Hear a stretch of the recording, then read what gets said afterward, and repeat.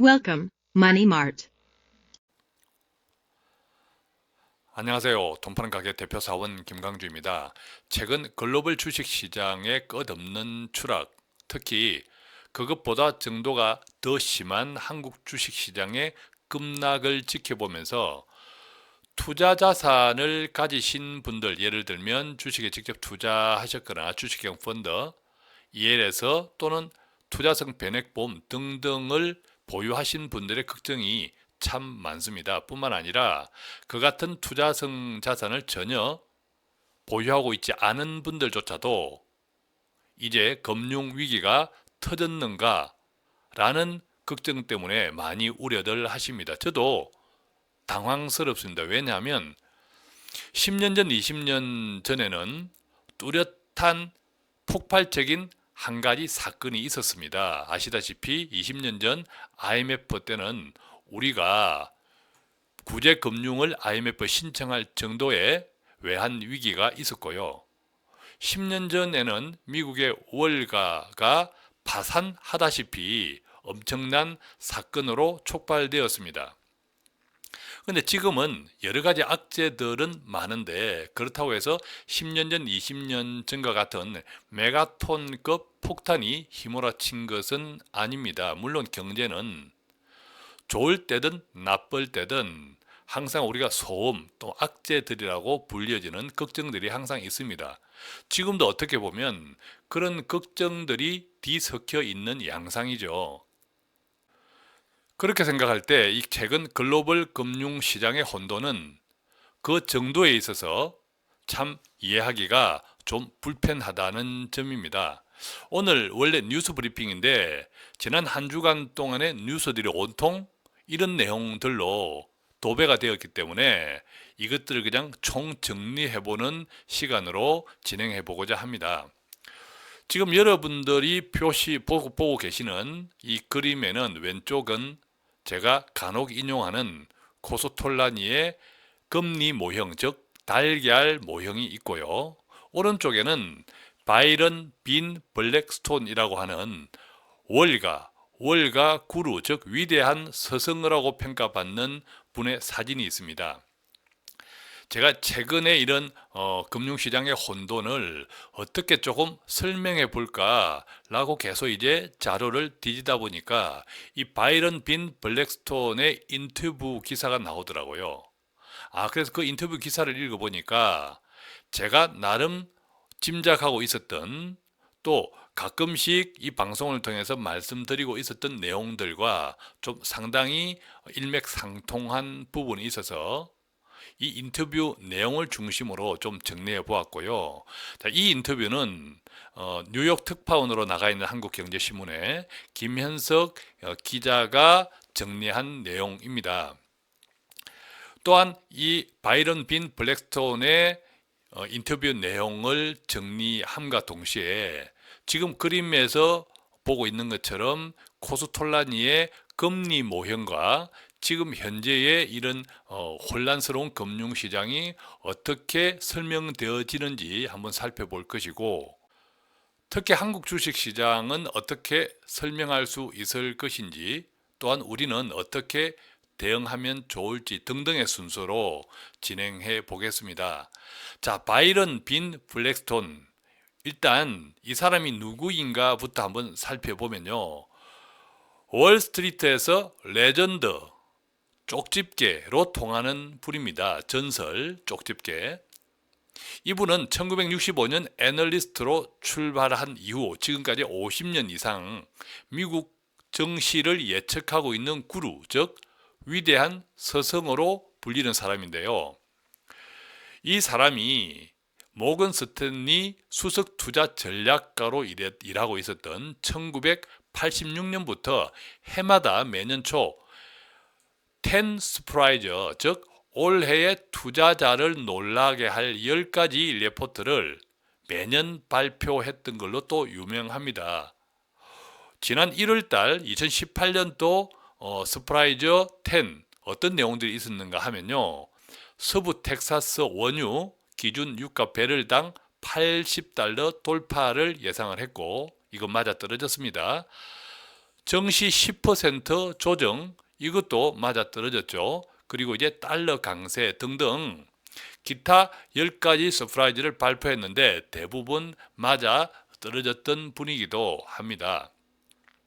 자, 그래서 이 바이런 빈 블랙스톤의 인터뷰 내용을 보면 앞서 말씀드린 대로 메가톤급 악재가 없는 이 현재의 이 경제 환경에서 글로벌 경제 환경에서 왜 그 이상의 금융시장의 혼돈이 초래되고 있는지 우리가 잘 이해할 수 있으리라고 생각이 되고 또한 그것을 기초할 때 우리는 또 한국 시장에 의해 어떻게 대응할 수 있을 것인가도 같이 나누어 볼 수 있으리라고 생각합니다. 자, 그렇다면 지금부터 시작해 보겠습니다.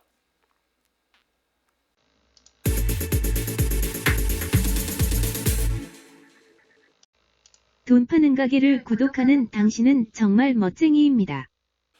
자, 혼돈의 금융시장 월가 구루에게 묻다. 이 구루는 바이런 빈 블랙스톤입니다. 우선 그는 최근 투자 시장에 대한 평가를 한마디로 이렇게 이야기했습니다. 강세장을 위한 조정이다.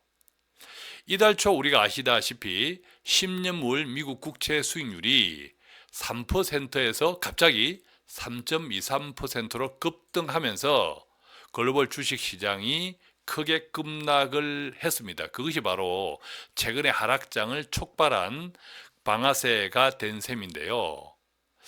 이분은 이렇게 이야기하네요. 그렇지만 하락장은 아니다. 1년이나 그 이상의 강세장을 위한 조정 중이다.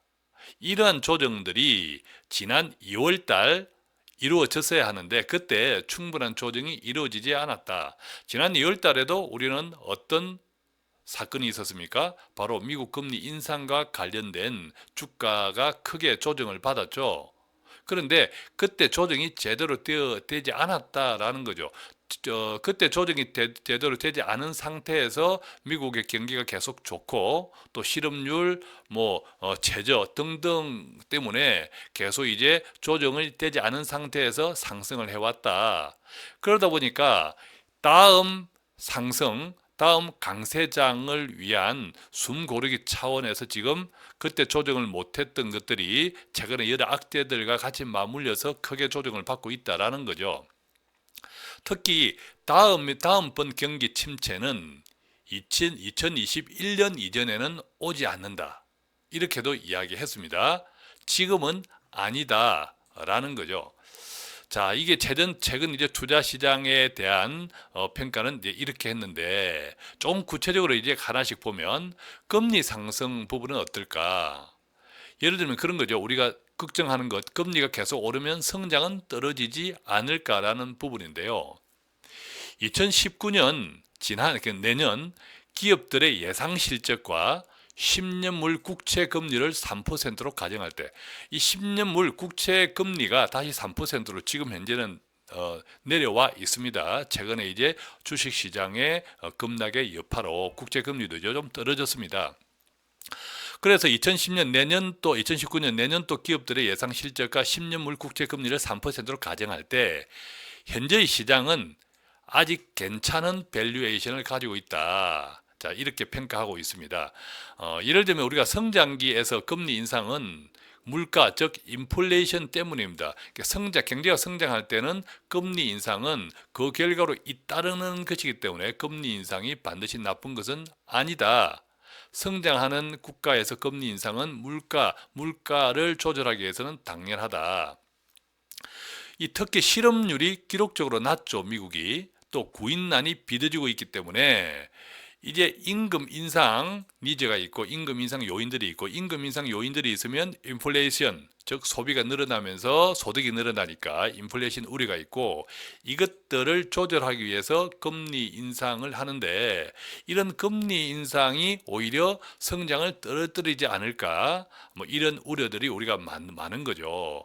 그런데 이제 금리 인상을 이분 같은 경우는 금리 인상을 크게 걱정하지 않아도 된다. 우리가 예상하고 있는 지금 예정된 스케줄대로 그 이상은 아닐 것이다 라고 하는 거죠. 왜냐하면 이런 임금 인상의 요인들은 있지만 즉 실업률이 기록적으로 낮고 미국의 구인난이 빚어지고 있기 때문에 인공지능, AI 등 이 로봇 등이 자동화로 인해 가지고 오히려 임금 인상은 완만할 것이다.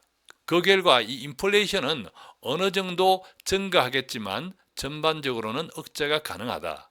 또한 이 핵심 소비자 물가 지수도 2.5%를 크게 초과하지 않을 듯하다. 실제로 지금 이제 미국의 이 소비자 물가 지수는 경제는 계속 좋아지는데 물가가 크게 오르지 않습니다.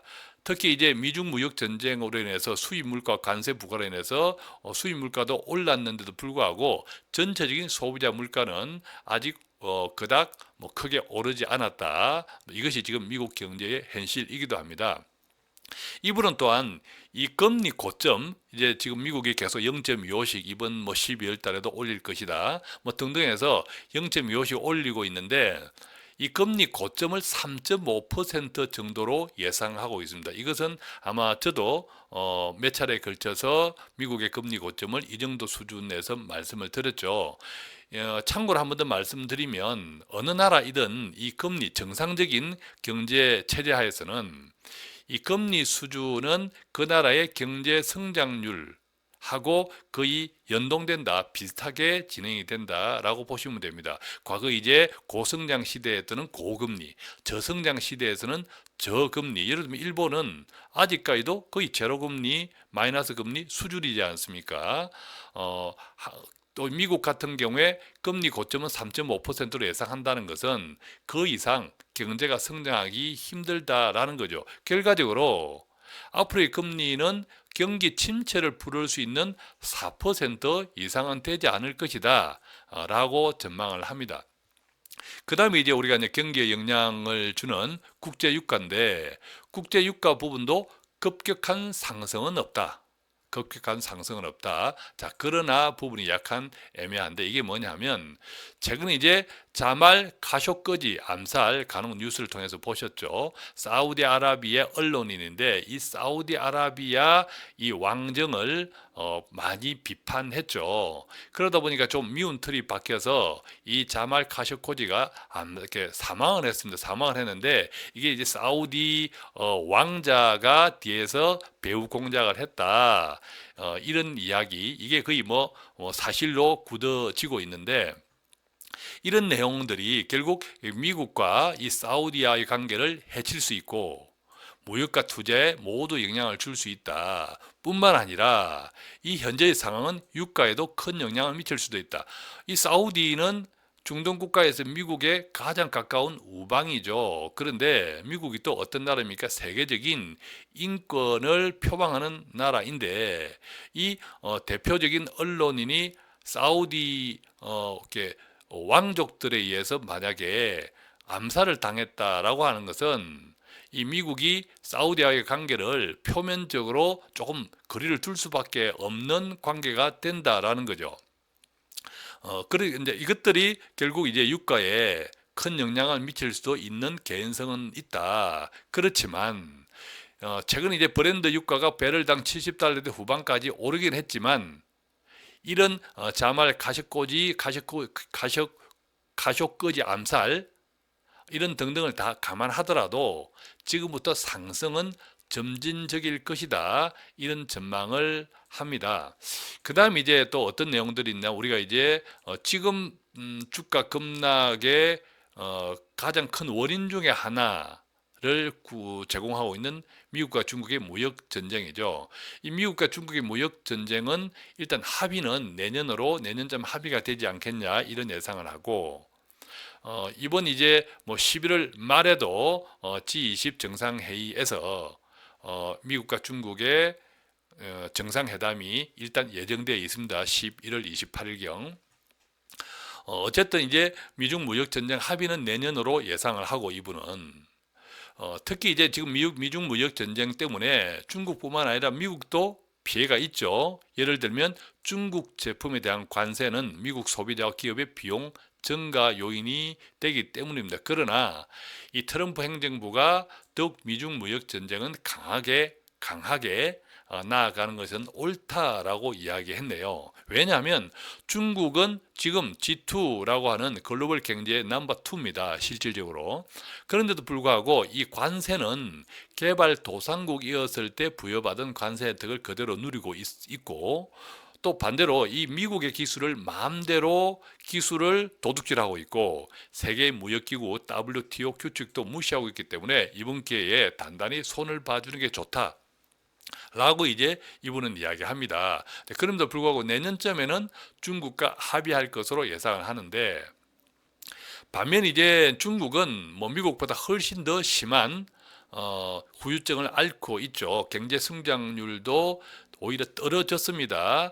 아마 다음 분기에 이대로 계속 가면 4분기에는 4분기에는 6%도 하회할 것이다 라는 전망도 나오고 있는데, 그러나 이분은 또 중국을 너무 몰아치지는 말라, 즉 중국 제조 2025를 중국은 결코 중단하지는 않을 것이다. 그것은 가장 중국의 가장 최종적인 자존심이기 때문에, 따라서 미국이 그 요구를 접을 때, 그 요구만을 하지 않을 때 내년에 중국과 합의가 훨씬 더 순조롭게 잘 진행될 것이다, 이런 예상을 합니다.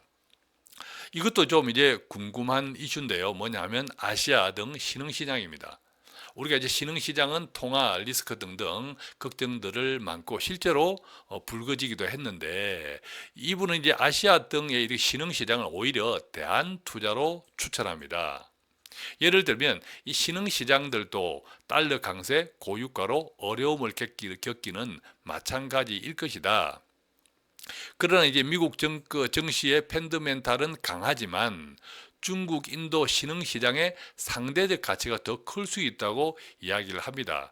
사실 우리가 이제 아시아 이런 신흥국의 통화 위기에 대해서 걱정들을 많이 하는데, 우리나라가 이제 98년 외환위기가 비록 우리나라가 가장 크게 직격탄을 맞았지만 그 당시에 뭐 동남아시아 등등의 외환위기를 하지 전염병처럼 좀 이제 돌아다녔죠. 그래서 그때 98년 외환위기 이후에 주요 신흥국들은 이 은행들의 자본과 유동성을 규제했고, 그로 인해서 자산 버블과 금융 규제를 함께 진행해 왔기 때문에 현재는 양호한 금융 시스템, 독립적인 통화 정책을 유지하면서 인플레이션 통제 능력이 그때보다는 훨씬 상승되었다라고 NH투자증권 신종환 애널리스트의 언급 또한 함께 좀 덧붙입니다. 어쨌든 이 아시아 등의 이 신흥 시장은 이들 국가들이 중산층이 계속 확대되고 소비자 구매력이 계속 증가 중에 있기 때문에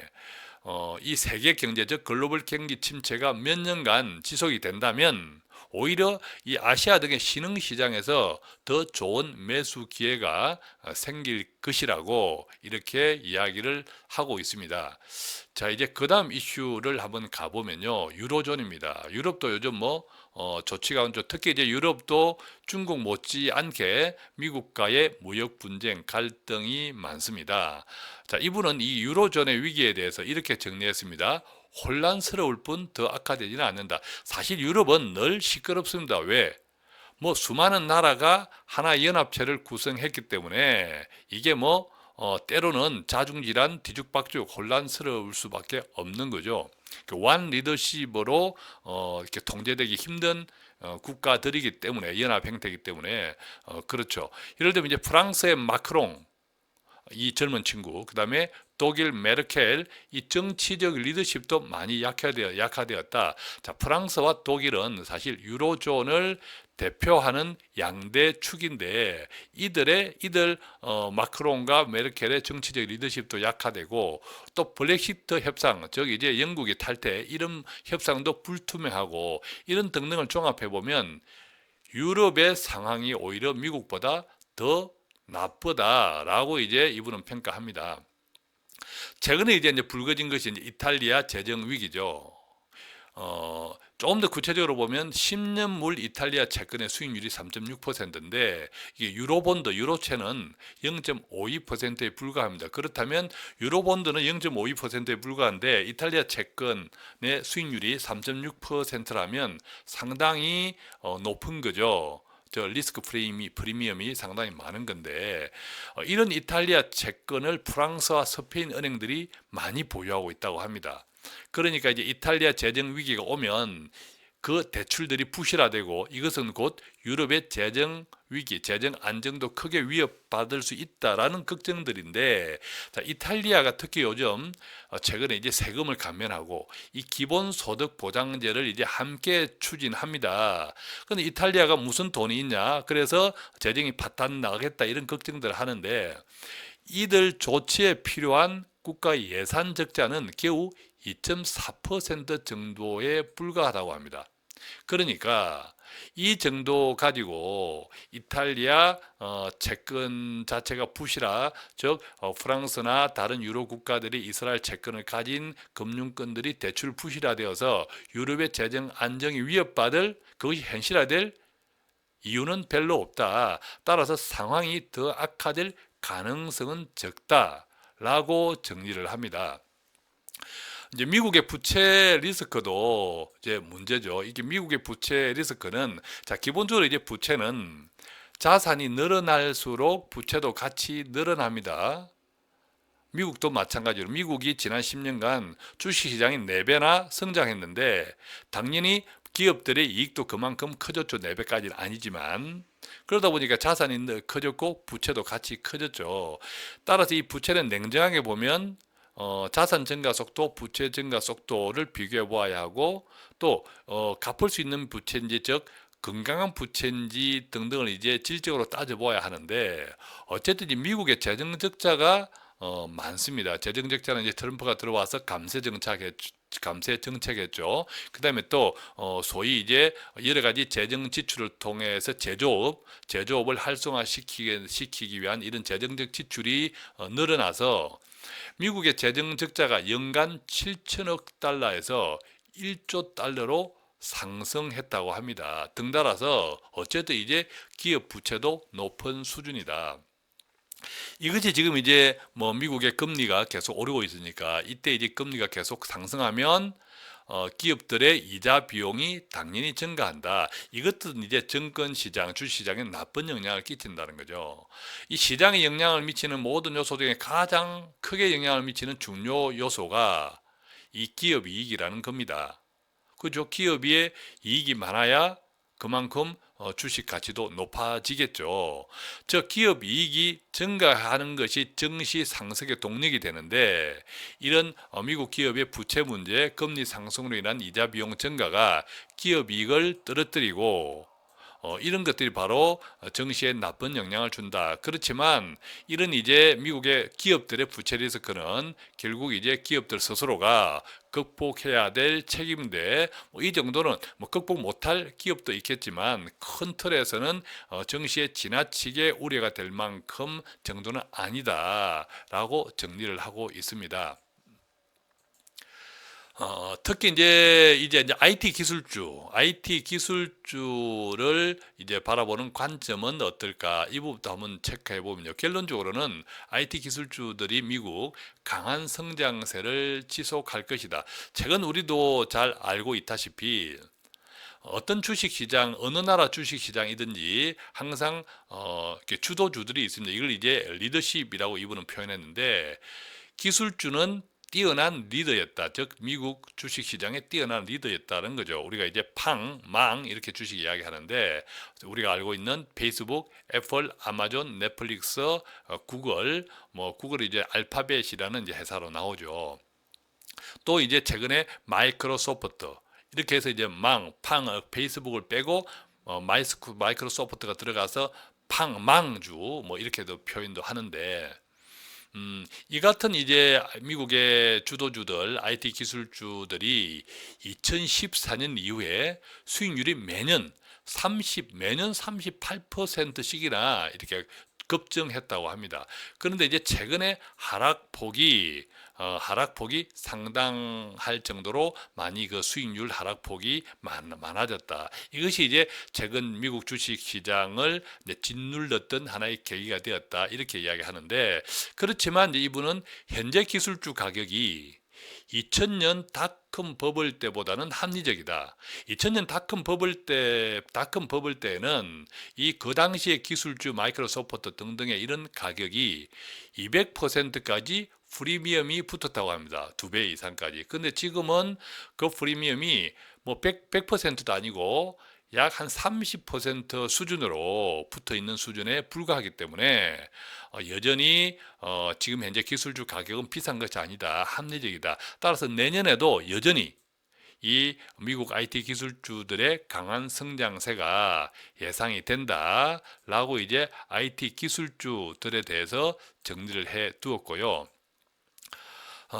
이제 여기서 우리가 이제 하나 처음으로 좀 알게 되는 분들도 많겠습니다만 바로 주식시장의 최대 복병 숨어있는 적군을 바로 알고리즘 거래라고 설명을 하고 있습니다. 이 알고리즘 거래는 요즘 왜 우리 한국 그 주식 투자 시장에도 로보 어드바이저, 특히 컴퓨터 로봇가 주식 거래를 하는 이렇게 이제 이런 이야기가 많지 않습니까? 이게 뭐 세계적인 현상이죠. 조금 더 이제 구체적으로 설명해 보면 이 알고리즘 투자라고 하는 것은 어떤 주식이나 채권 이런 가치를 보고 투자하는 것이 아니라 어떤 위험을 보고 위험을 기준으로 돈을 배분하는 시스템입니다. 즉 어떤 특정 이제 프로그래머로 주식 거래를 하는 건데 특정 자산군의 변동성이 커지면 알고리즘이 자동으로 그 자산을 팔고 변동성이 덜한 자산으로 조정한다. 이것이 바로 이제 알고리즘 거래인데 지난 2월달 그때도 이제 변동성이 커졌을 때 또 이번에 조정 이것들이 이 알고리즘 매매 확산으로 인한 변동성 영향이 상당하다라고 이제 평가를 하고 있습니다. 지금 현재 이 하루 주식 거래량의 한 60%에서 최대 90%가 알고리즘 거래라고 이분은 이야기합니다. 2004년도와 비교하면 2004년도에는 이 알고리즘 거래가 하루 주식 거래량의 25%에 불과했는데 지금 뭐 60에서 최저 그다음 최고 90%까지라고 하니까 아주 급증한 거죠. 예를 들면 뭐 관리 자산이 4천억 달러를 넘는 리스크 페리티 이런 펀드라는 것이 있다고 하는데 이런 펀드들은 또 대표적으로 알고리즘 거래를 주되게 하는 펀드들이라고 합니다. 근데 이런 펀드들이 많아질수록 결국 이제 하루 주식 거래량 가운데 알고리즘 거래가 훨씬 더 많아지는 거죠. 따라서 이분은 투자가 더 이상 실적이나 이런 경제 펀더멘탈 기초 체력에 평가되고 연동되는 것이 아니라 이 알 수 없는 컴퓨터 기반적 프로그램 또는 때로는 어떤 두려움에 의해서 통제될 수 있다. 이런 것들이 지금 또한 앞으로의 주식시장에 가장 잠재된 리스크다. 이렇게 이야기를 합니다. 이분의 이야기를 이제 정리를 해보면 결국 이렇게 이분은 정리합니다. 지금은 조정 중이다. 2019년에도 여전한 강세장이 초래될 것이다. 기업 실적은 계속 정시를 이끌 것이고 사실 지금 이제 최근에 발표되는 미국 기업들의 실적 지금 실적 시절이죠. 한국도 마찬가지인데 발표된 실적은 결코 나쁜 것이 아닙니다. 지난해의 전년도 대비 엄청나게 큰 폭의 증가세를 다 이렇게 시현하고 있죠. 그런데 내년의 성장세가 지난해 올해 성장세보다 못할 것이다. 여러 가지 미중 무역 전쟁 뭐 등등으로 인해서 못할 것이다라는 그것 때문에 또 시장을 하락시키고 있는데 그 정도가 너무 심하다라는 거죠. 자, 이분은 어쨌든 미국의 경제는 2019년에도 세계에서 어떤 일이 일어나든 강세를 유지할 것이다. 자, 이런 요소들을 고려할 때 자, 어쨌든 미국 시장은 경제는 계속 좋거든요. 내년에도 미국 경제가 크게 나쁘다라는 불안은 없습니다. 그런데 미국 경제가 크게 나쁘다가 아니라 올해 실적보다 지난해가 실적이 좀 떨어질 것이라는 우려 때문에 주가가 조정받는 것 치고는 너무 급락이라는 거죠. 그래서 이분은 지난 2월 달에 조정이 제대로 되어 있지 않고 내년도에 강세장을 준비하기 위한 하나의 숨 고르기 또 다른 조정이다. 이렇게 이야기하는 거죠. 우리가 일반적으로 지금 미국의 중간선거 11월 6일 날 중간선거 이전 이유가 많이 다를 거다라고 다 이야기하는데 왜냐하면 지금 여러 가지 미중 무역 전쟁이 11월 6일 날 이후에 바로 끝나지는 않는다 하더라도 자 이분의 경우는 내년에 합의될 것이다라고 전망을 했지만 미국과 중국의 특히 미국의 트럼프의 그 적극성은 좀 많이 조절될 수 있는 거죠. 왜냐하면 미중 무역 전쟁의 일부는 선거용이기 때문에 그렇습니다.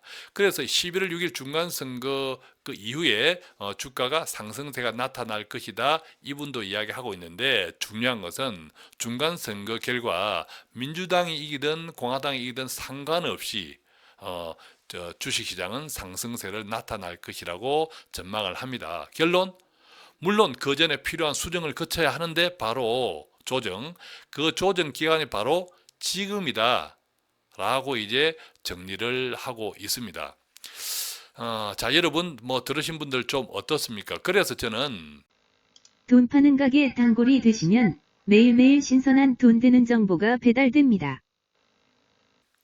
이 구루의 인터뷰와 코스톨라니의 금리 모형을 가져와 봅니다. 이 코스톨라니의 금리 모형은 다 이게 들으시는 분들께 저희 구독자분들께 항상 말씀드리는 게 있죠. 제 생각과 의견, 전망 다 틀릴 수 있습니다. 그런데 어떤 결과를 놓고 해석하는 것은 다 어린애들도 심지어 극단적으로 할 수 있습니다. 결과를 보고 해석하는 것은. 그렇지만 전망을 하는 것은 정말 어렵죠. 이분조차도 지금까지 인터뷰 내용을 정리했지만 이분의 전망도 완전히 100% 맞지 않을 수 있죠. 당연합니다. 그래서 들으시는 분들이 다양한 정보를 취하고 자기만의 관점, 투자 관점, 경제 변화에 대한 관점을 가지시는 것이 좋은데 제 같은 건 이 코스톨라니의 금리 모형을 중심으로 많이 이해를 하고 해석을 합니다. 왜냐하면 한 번도 틀린 적이 없었기 때문이죠. 자, 이 코스톨라니의 금리 모형을 보면 지금 우리가 현재 미국 금리 상단이 2.25%죠. 12월 인상을 하면 2.50%입니다. 그렇다면 2019년도에 한 3회 정도 인상을 한다고 예측을 하면 3회면 각 0.75면 이것이 결국 3.25%가 됩니다. 2019년 말에, 내년도 말에. 2020년에 1회 내지는 동결할 수 있다고 가정하면 결국 미국 금리의 정점은 3.25에서 3.5% 되는데 이것은 왼쪽에 코스톨라니의 금리 모형 보면 약 한 이 정도 되는 거죠. 이 정도 언저리, 그죠? 예, 이 정도. 이 정도라고 하는 것은 지금 현재의 금리가 요것을 이제 금리 정점을 3.25에서 3.5로 본다면 지금 현재의 금리 수준은 이 정도 된다는 겁니다. 자, 이 정도 되었을 때 이 구간, 여기에서 금리 정점으로 치닫는 이 구간이 대체적으로 주가가 급등하는 시기라는 거죠. 강세장을 연출합니다. 물론 미국이 금리 정점 이후에 이렇게 바로 우리가 10년 전, 20년 전, 뭐 한 10년 전의 글로벌 금융위기처럼 급락하는 장세를 전개할 건지 그 다음에 밋밋하게 이렇게 나가는 장세를 전개할지는 아무도 알 수는 없습니다. 다만 지금은 금리 정점이 어느 정도 예상이 되어 있고 그 금리 정점을 기준으로 할 때 지금 현재는 한 이 정도 수준에 와 있다. 그렇다면 이 금리 정점과 현재 이 수준 이 사이에서 어떤 일이 일어날 것인가? 여태까지 이제 조금 전에 인터뷰를 정리한 이분은 강세장, 즉 내년도에는 강세장이다. 그래서 지금 지난 2월달에 조정하지 못했던 것을 조정한다, 조정받고 있다 이렇게 이야기하는 거죠. 여기서 우리가 자, 미국 주식시장 그렇다 해도 최근에 이제 글로벌 주식시장의 급락과 한국 주식시장의 급락을 비교할 때 조금 불안한 요인이 바로 과거에는 동조화 현상, 즉 미국의 주식과 한국의 주식시장이 동조화 현상이 있습니다. 지금은 동조화해서 약간 이탈된 듯한, 즉 미국 주식시장과 우리 한국 주식시장이 별 관계가 없어 보이는, 오히려 더 나쁘게 변해가는 이런 모습들을 보고 있는데, 거의 상당히 우리가 불안하죠. 불안한데, 예를 들면 한국 주식시장이 미국 영향력이 축소됐다. 지난해 말 대비 올해 주요국 증시 변동률을 보면요. 여기 보면 일본 지수가 지난해 말 대비 올해 주요국 증시 변동률이 이달 25일, 26일 현재 자료를 기준으로 한 겁니다. 그러니까 지난해 말과 이달 10월 25일, 26일 현재 기준으로 비교해 보면 일본 지수는 마이너스 0.94, 마이너스 6.94, 그러니까 마이너스 7 정도 빠졌고, 다우 지수는 뭐 1.07 정도 마이너스가 아닙니다. 최근에 이제 급락을 했기 때문에 올해 많이 올랐다는 거죠. 홍콩 지수도 많이 빠졌죠. 마이너스 17%. 홍콩 항생 지수는 사실 이제 미국과 중국의 무역 분쟁의 간접 영향도 큽니다. 직접적으로 이제 중국 상하이 이렇게 그 주식이죠. 이 지수는 제일 많이 빠졌죠. 21.85% 마이너스. 미중 무역 전쟁의 뭐 직접 당사자니까. 올 초에 많이 빠졌던 베트남 같은 경우는 이제 많이 조금 회복되어서 마이너스 9.57 정도이고, 여기 보면 이제 한국 코스피가 무려 17.85 마이너스. 그러니까 뭐 중국 상하이, 중국 지수보다도 거의 뭐 몇 퍼센트 차이 두지 않고 많이 빠진 거죠. 자, 이 이유를 우리가 정권가에서는 이렇게 이야기합니다. 반도체 업종의 고점 논란, 이게 늘 있었거든요.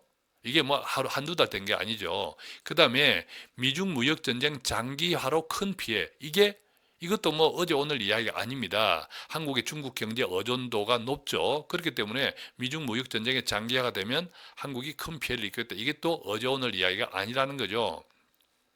그 다음에 이제 원화 약세에 따른 환차손 회피 심리. 이것도 이미 미국 금리가 지난 뭐 10월 초에 올랐고, 또 한국은 아직 기준금리를 인상하지 않았지만, 또 다음 달에 인상을 하겠다 해봐야 알겠지만, 이게 이제 원화 약세에 따른 환차손 회피 심리. 최근에 이제 달러 강세가 되면서 원화 약세가 두드러졌던 부분은 있지만, 이것이 지금 아까 반도체 업종 고점 논란, 미중 무역 전쟁 장기화로 인한 피해, 이것은 이미 알고 있는 사실이고, 원화 약세가 조금 더 추가했다고 해서 이 같은 급락 장세가 좀 심하다, 좀 이제 이해가 되지 않는다는 거죠. 근데 마지막 이것은 상당히 의미가 있다라고 생각하는데, 이게 뭐냐면 이 한국 경제가 상당히 대외 민감도가 높다. 예를 들면 내부적으로는 이 지정학적 리스크 통일 관련, 이것도 여전히 있고, 또 이 중국 경제 의존도가 심하다 보니까 이게 우리나라가 이제 수출 국가니까, 아무래도 수출 주도 국가가 되다 보니까 대외 이 이슈들에 민감하다는 거죠. 그래서 이런 대외 민감도가 높은 한국 경제에서 이 외국인들이 전체 투자 포트폴리오를 구조조정하면서 한국이 이 비중 축소 대상에 포함됐을 가능성도 있다. 이것이 아마 이제 마지막 이 부분이 가장 최근에 이 한국 코스피, 코스닥의 급락을 해석하면서 조금 이제 등장한 건데, 그런데 아까도 말씀드렸다시피 이게 뚜껑을 열고 그것을 해설하는 것은 참 쉽습니다. 문제는 지금 현상을 가지고 조금 전에 우리가 미국 그 월가의 구루 위대한 스승에 대한 인터뷰를 같이 나누었지만, 앞으로 어떻게 될 것인가를 좀 이제 전망하고 예측하는 것이 훨씬 더 중요하겠죠. 훨씬 더 어렵겠죠. 그래서 한 번 더 살펴보면, 저는 이것이 실제보다 더 많이 하락한 원인이 뭘까? 실제보다 이 더 많이 하락한 원인이 뭘까라고 하면 바로 심리적 공포로 저는 해석을 합니다. 이해를 합니다. 분명히 빠질 요인은 있습니다. 그런데 그 정도가 너무 심하다라는 거죠. 지금 현재 어제 기준으로 코스피 2020대, 그죠? 코스피 거의 한 20, 30%만 미끄러지면 2000도 깨집니다. 이런 수준은 한국 경제의 이 기초 체력, 그러니까 펀더멘탈이 아무래도 불확실성을 상당 부분 지금 반영된 상태라는 거죠. 그런데도 불구하고 지금 현재 이런 밸류에이션 가치, 또 실적 이것도 못 믿겠다고 하는 불신이 지금 시장에 팽배해 있다. 예를 들면 이제 코스피 200 이 변동성 지수라고 하는 이것도 어제 기준으로 8.41% 올라서 22.42로 마감됐는데 이것은 지난 2월 9일 이후 최고치입니다. 이 변동성 지수는 이 코스피가 급락할 때 급등하는 특성으로 인해 가지고 일종의 공포 지수로 통하는데 이 시장의 공포 지수가 지난 2월 달 이후 최고치를 기록하고 있다는 점입니다. 그러니까 그만큼 심리적 공포가 심해 있다라는 겁니다. 이런 이제 심리적 공포를 어떻게 이해할까? 우리가 이 심리적 공포라고 하면 뭔가 10년 주기설 또 뭐 여러 가지 터진다, 거품이다 등등 하는 것들이 한번 터졌다라고 할 때 우리가 10년 전, 20년 전에는 메가톤급 이슈가 확 터지니까 그 외에 다른 이슈들은 아무것도 아닌 게 됐습니다. 아무것도 아닌 게 되고 그게 한번 딱 터지고 바닥으로 확 치니까 그때부터는 오히려 주가가 오르기 시작했거든요. 우리가 다 알고 있는 것처럼. 근데 지금은 이것도 아닌 것이 저것도 아닌 것이 계속 불안만 야기하고 있으니까 뭔가 하나 다 터지겠다. 반대로 터져야 된다라는 심리가 지금 뭉쳐 있다고 저는 이제 생각이 된다는 거죠. 만약에요, 이런 상태에서 오히려 이런 정부가 심리 회복을 위한 부양책을 못 내어놓을 망정에 다음 달에 만약에 금리 인상을 해버리면 어떻게 될까? 저는 이것도 상당히 악재라고 생각하는 거죠. 이 금리 인상은 이 한국의 기준금리 내년에 인상을 하겠다는 이런 약간 예상은 상당히 비정상적입니다. 왜? 금리는 경제가 좋을 때 이 인플레이션을 조절하기 위해서 올리는 것이 정상적인데 우리 한국은 지금 경제가 좋지 않습니다. 그런데 이 미국과의 이 그 금리 차 이런 것 때문에 축소한다. 또 뭐 부동산 때문에 금리를 올린다. 이런 것은 이제 사실 이제 부동산 이슈 때문에 금리를 올린다 하는 것은 명분이 사라졌습니다. 지금 현재는 사라졌고, 자, 미국의 금리 차를 축소하기 위해서 금리를 올린다. 이 명분밖에 지금은 없는데 이것을 위해서 비정상적으로 기준금리를 올려야 할까라는 거죠. 왜냐하면 이 지금 투자 심리 회복도 중요하고 이 가계부채 관리가 더 중요한 시점에서 11월 달 금리 인상을 꼭 해야 할까라는 걱정이 있습니다. 실제로 이제 왼쪽 표에 보면 우리가 금리 인상을 해야 될 경제가 전혀 아닙니다. 이 왼쪽 표는 한국은행에서 이제 발표한 지난 분기 국내 총생산 항목별로 전기 지난 분기 2분기에 비해서 또는 전년도 같은 동기에 비해서 얼마나 증가했느냐라는 것을 나타내는 건데, 국내 총생산은 뭐 그림은 잘 안 보이죠. 말씀만 들어보십시오. 국내 생산은 2분기와 마찬가지로 지난 분기 대비 0.6% 정도 성장을 했고요. 근데 여기에서 보면 민간 소비가는 0.6, 그 다음에 정부 소비가 1.6, 그러니까 정부 주도의 재정 지출이 훨씬 더 많이 차지하고 있다는 겁니다. 비정상적이죠. 또 이 건설 투자라든지 설비 투자는 오히려 마이너스이고요. 재고도 마이너스입니다. 수출이 3.9% 정도 지난해보다 늘어났지만 수입은 또한 마이너스죠. 수입이 마이너스라는 것은 내수, 국내 경제가 지금 좋지 않다고 하는 그런 뚜렷한 증거입니다.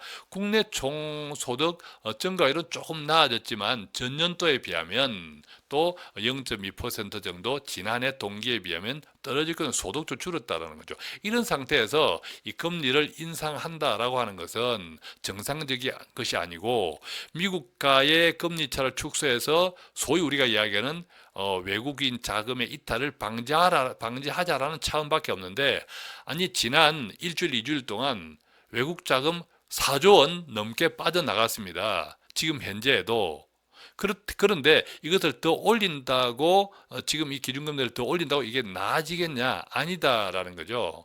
오히려 기준금리 인상이 아니라 비정상적이니까 이 투자 심리 회복도 가계부채 관리가 지금 현 시점에서는 더 중요하지 않을까 생각합니다. 제가 11월 금리 인상을 결과적으로 하지 말아야 한다고 하는 이유는 한국 주식시장에 반전을 이끌 만한 모멘텀이 없기 때문입니다. JP 모건 등 이 세계적인 투자 은행들은 그동안 이 한국 경제가 수출, 특히 반도체가 20% 넘는 과비중, 근데 이 반도체 호황 국민이 끝났다라는 이 기대감의 하락, 그리고 한국의 거시경제 지표에서의 둔화 등등이 한국 증시의 약세를 초래하고 있고, 당분간 이것은 계속 이어질 것이고, 추가적으로 외국인의 자금 이탈은 또 이어질 수 있다라는 이제 걱정을 하고 있는데, 거기에 등달아 정상적이지 않는 이 금리 인상을 11월 달에 한다면 지금 가뜩이나 불안한 투자 심리가 더 악화되지 않을까 하는 생각 때문입니다. 어쨌든 이제 지수 하단을 확인할 필요가 있습니다. 새로 시작하는 주에서는 아마 코스피 2000을 중심으로 많은 공방이 이어지리라고 생각하는데, 코스피 2000이 장중이든